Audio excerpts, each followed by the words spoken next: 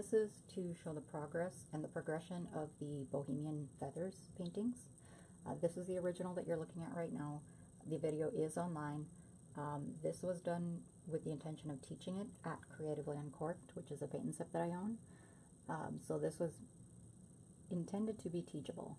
We're using all student grade materials here and nothing out of the ordinary. Student grade brushes. You can see that there are a lot of brush strokes showing. That's just what's going to happen with these particular materials. I kind of like the way that this one really has a lot of high energy. It's actually my favorite of the bunch, but you can tell the difference in the quality of materials. Okay, so that's the first one. Painting number 2 is, here's the second one. And this one, again, was kind of with the intention of teaching it, but then once I got so many feathers in there, I realized that probably isn't going to be likely.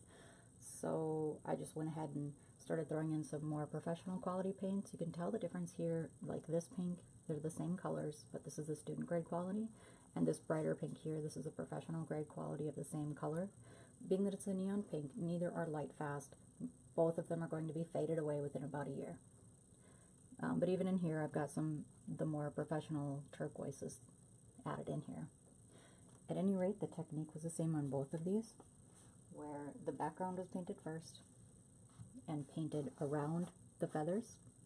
And then the feathers were painted, or, well, I guess then we went to Sharpie after that, and then the feathers were painted. In both cases, this one and the first one, I tried to come back and clean up the edges a little bit. This one more so than the first one. But I kind of thought that took away from the energy a little bit too much, and I didn't want to go back and clean up too many edges because I'm not really a neat painter, and I don't want to waste my energy on that. Alright, so now here we are at number 3. Okay, and this was still in progress, obviously. But the main difference that I wanted to show here is this is using all professional grade materials. I upgraded brushes for this, I upgraded all the paints for this, did a slightly different technique where instead of painting around the edges, I just painted the entire background, you know, with the exception of the arrow, because that would never get white again. And then plan to go back over this with paint. What I'm debating right now is, do I Sharpie it first? Do I skip the Sharpie? Do I just go to paint? I'm kind of leaning toward just going to paint. So the difference here, so I'm using golden fluids on this particular painting, some nice turquoise, you know, so that's the difference here. And you can see how much smoother the brush strokes are. I'm also using some much better brushes.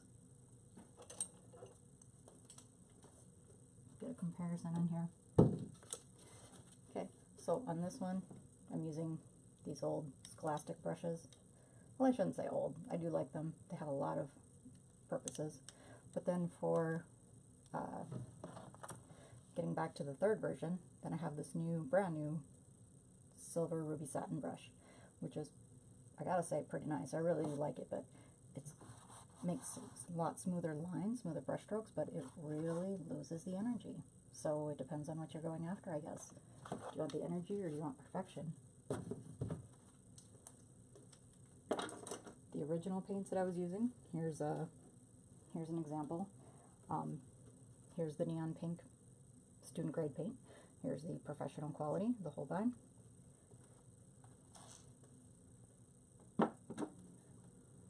Okay, and just showing you the difference there. I'm not sure that I'm going to get a chance to paint today and record a painting video, so I just wanted to get this one in there, and hopefully I'll be able to show you more progress tomorrow.